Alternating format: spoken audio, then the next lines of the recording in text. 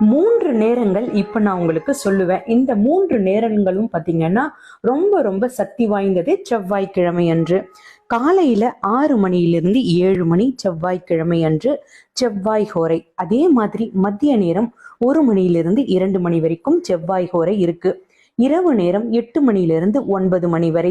இந்த 3 நேரங்களிலும் நீங்க பூஜை செய்யும் பொழுது, முருகனுக்காக வழிபாடு செய்யும் பொழுது உங்களுக்கு எவ்வளவு பெரிய கடன் சுமை இருந்தாலும் தீரும்.